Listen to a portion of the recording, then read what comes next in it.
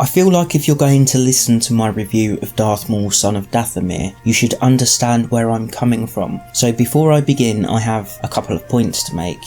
The first is that I've never been a big fan of the Clone Wars. In fact, I hated it. To me, it just seemed like a children's TV show designed to sell toys, which, let's face it, it was. That's fine, I'm not knocking any kids who grew up watching it, or hell, if you're an adult who likes it, that's your choice. But for me, because it was aimed at children, my experience of the show was that it had more filler in it than any other TV show I've ever seen, which made it almost unbearable to watch. And I didn't like the way George Lucas raped and bastardized the expanded universe to advance his own sorry plot.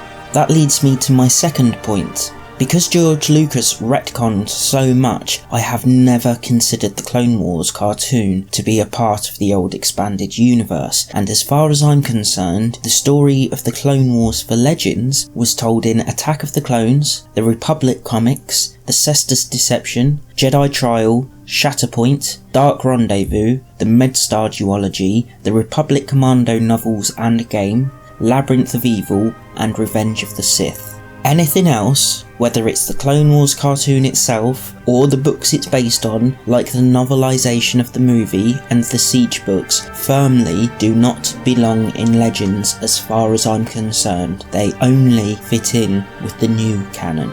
This is why, in spite of the fact that Darth Maul, Son of Dathomir was originally published by Dark Horse, I've never considered it to be part of the Legends timeline, only part of the new canon. Darth Maul, Son of Dathomir is part of the Clone Wars Legacy project, which, along with the novels Dark Disciple and Ahsoka, and the storyboards for the 4-episode arc called Crystal Crisis on Utapau, tell the very last days of the Clone Wars in what was to be the last couple of seasons of the Clone Wars show. Son of Dathomir itself is based on 4 of the episodes, and all of them are collected here in 4 issues.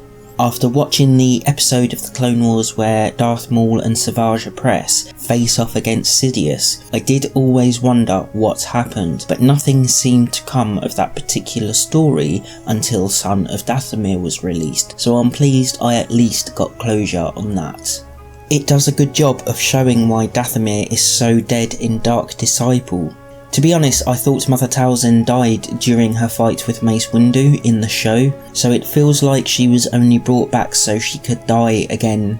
It's pointless, but that's how kids' TV shows work. Hell, it's how every single Arkham game worked, so it's not surprising they wrote the episodes like this. The story was written by Jeremy Barlow, and it's okay, but nothing special. It's hard to get a really good comic story out of 4 episodes of a kids' TV show, although I have to admit, I did like the way Palpatine revealed the fact that Maul was still alive to the Jedi. Revealing Maul's continued existence filled up the quota of Sith the Jedi were looking for, Maul and Dooku, and there can be only 2. I thought it was actually a smart piece of writing. The art is pretty mediocre. Juan Frigga, I have no idea if I'm saying that right, has moments where he actually does quite well, and I particularly enjoyed his work when his panels included a close-up of a character. He does a good job of expressing emotion in Maul, calmness in Dooku, the ruthlessness of Grievous, and the sheer evil of Sidious. He fails massively though, giving complete lack of detail to anything more than 3 feet away, and worse than that, his backgrounds are so barren. A good example of this is there's a scene where some characters are standing at a spaceship window looking out at the stars and a planet, and this is all in one frame. Then in the next, it's just bare, it's just been painted grey. To be honest, it feels like lazy art to me. And like I said, he's good at the close-ups, but I would have thought that since this is based on episodes of the Clone Wars, they would have matched the graphical style to the show, but they didn't, and I feel like it's a bit of a missed opportunity to connect the comic to the show. The back of the book contains a shit 4-page comic about a baby version of Darth Maul, and 2 shitty little 1-page comics that break the 4th wall, and I could have done without all of them, to be honest. They're just a waste of time. What I did find to be a pleasant surprise was the alternate covers in the back pages. Not only do they have covers from the comic run of Son of Dathomir, but there's also a small little celebration where Maul's greatest hits of comic covers are displayed, each with their own page, including the covers of the Phantom Menace comics, the Darth Maul comic from 2000, the Tales issue where Maul and Vader face off, and a fantastic black and white spread in pencil of Maul fighting Qui-Gon Jinn. It's a nice little dedication to the character, and it's something that took me back to being a kid.